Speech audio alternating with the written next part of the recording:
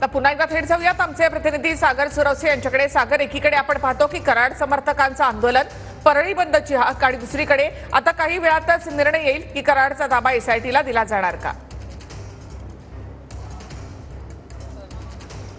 निश्चितपणे आपण पाहतो की खरं तर गेल्या 2 तासांपासून ज्या आहेत ते वाल्मिक कराड न्यायालयामध्ये आहेत आणि या ठिकाणी खरं तर सुरुवातीला खंडणीचं प्रकरण जे आहे त्यावरती सुनावणी झाली, त्यावरती दोन्ही बाजूंनी युक्तिवाद झाले, त्यामध्ये न्यायालयीन कोठडी जी आहे ती त्यांना सुनावण्यात आली। मात्र त्यानंतर एसआयटीने या ठिकाणी अत्यंत शिताफीने असं म्हणावं लागेल, कारण एसआयटीने या ठिकाणी सेशन कोर्टाकडे अर्ज केला की वाल्मिक कराडवरती मकोका लावण्यात आलेला आहे आणि त्यामुळे आम्हाला त्याचा ताबा जो आहे तो पाहिजे। त्याच्यावरतीच आता गेल्या जवळपास पाऊण तासापासून जी आहे ती सुनावणी सुरू आहे आणि कुणाल जाधव जे खरं तर न्यायाधीश आहेत त्यांच्यासमोर ही सुनावणी सुरू आहे। एसआयटीने या संदर्भातले पुरावे जे आहेत ते काही गोळा केल्याचं एकंदरीत बोललं जात आहे आणि त्या आधारेच या ठिकाणी 302 म्हणजेच संतोष देशमुख यांच्या हत्येमध्ये वाल्मिक कराड याने देखील कट रचलेला आहे आणि या कट रचल्यामध्ये वाल्मिक कराडचा सहभाग असल्याचं सांगत या ठिकाणी त्याच्याच तपासासंदर्भात जे आहे ते या ठिकाणी एसआयटीकडून मागणी करण्यात येत आहे आणि त्याच्यावरती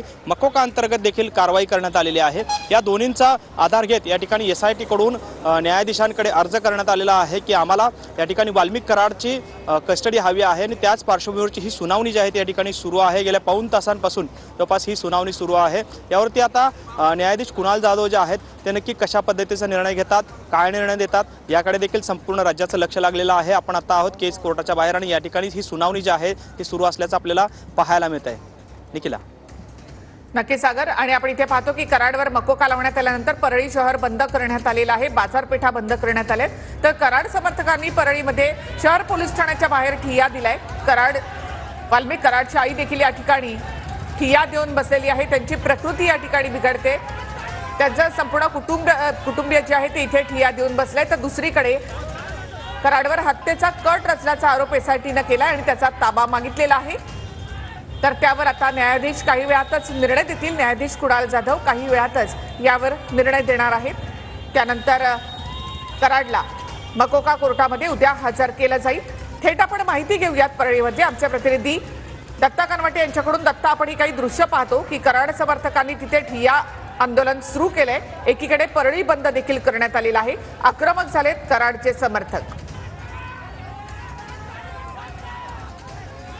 नक्कीच निखिला, परळी शहर जे आहे ते बंद करण्यात आलेलं आहे। आपण पुढचं जे बाजारपेठ आहे, मार्केट आहे, ते या ठिकाणी पाहतोय की परळी शहरामध्ये हे सगळं जे मार्केट होतं ते बंद करण्यात आलेलं आहे। वाल्मिक कराड यांच्यावरती मोक्का हा गुन्हा दाखल करण्यात आल्यानंतर या ठिकाणी या सगळ्या समर्थकांनी बाजारपेठेमध्ये जाऊन व्यापाऱ्यांना मार्केट बंद करण्याचं आवाहन केलं होतं आणि त्यानंतर हे जे बाजारपेठ जी आहे ते बंद झाली असल्याचं आपल्याला या ठिकाणी पाहायला मिळत आहे। सगळीच्या सगळी दुकानं या ठिकाणी बंद असल्याचं सुद्धा चित्र आहे। आपण या ठिकाणी जर बघितलं तर ही दुकानं जी आहे ती सध्या बंद असल्याचं आपल्याला पाहायला मिळतंय आणि तर या ठिकाणी ही सगळी दुकानं जर आपण बघितली तर हा सगळा बाजारपेठ जी आहे ती बंद आहे। परळीतल्या मुख्य बाजारपेठेमध्ये आता आपण या ठिकाणावरून जात आहोत। चारही बाजूला सगळी दुकानं बंद झाल्यामुळे परळी शहरामध्ये शुकशुकाट सध्या पाहायला मिळत असल्याचं सुद्धा चित्र आपण पाहतोय।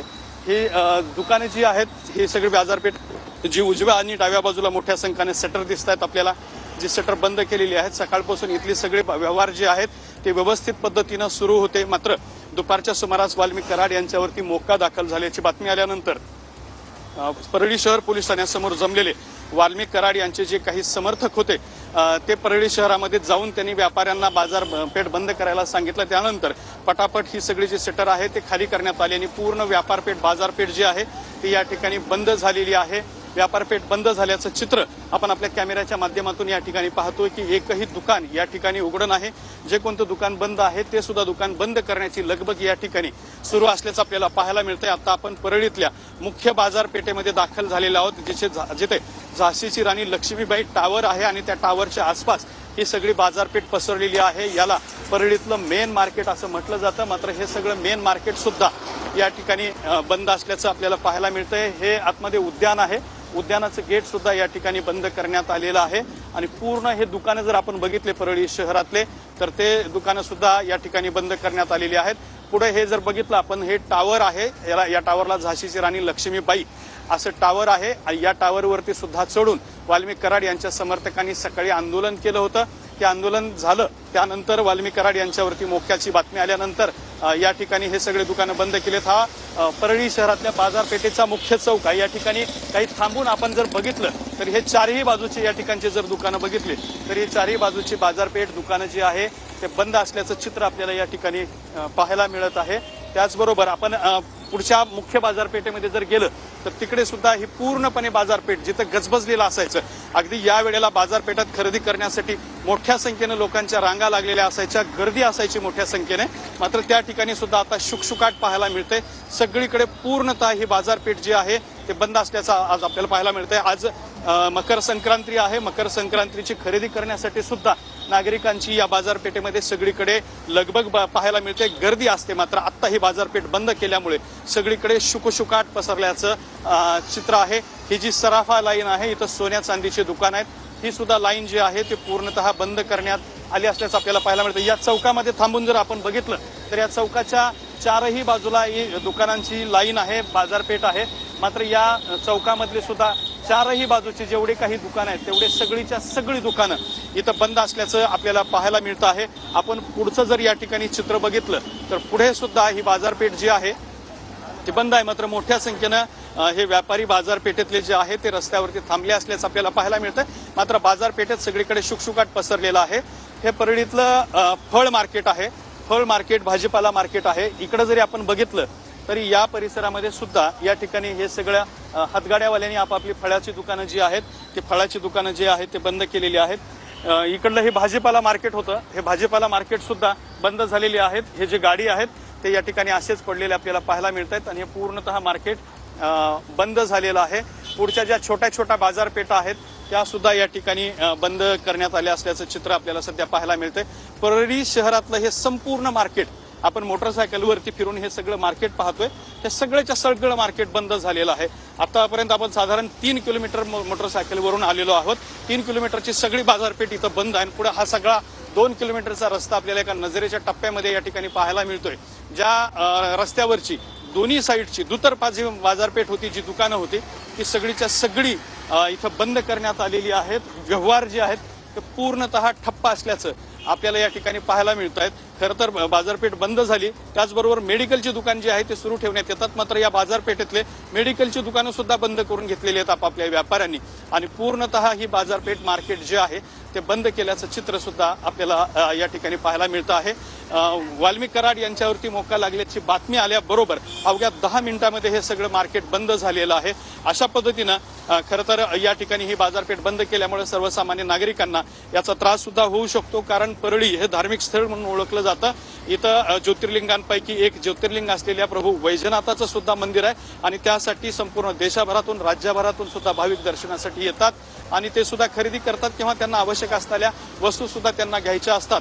मात्र हे सगळं मार्केट बंद झाल्यामुळे या ठिकाणी भाविकांची सुद्धा मोठी गैरसोय होणार आहे, त्याचबरोबर नागरिकांची सुद्धा गैरसोय होणार आहे. आपण पुन्हा एकदा परळीतल्या मेन रस्त्यावरती, मुख्य रस्त्यावरती आलेलो आहोत, जिथं पुढच्या बाजूला जर बघितलं तर उजव्या हाताला रेल्वे स्टेशन आहे, त्याचबरोबर एसटी स्टँड सुद्धा आहे.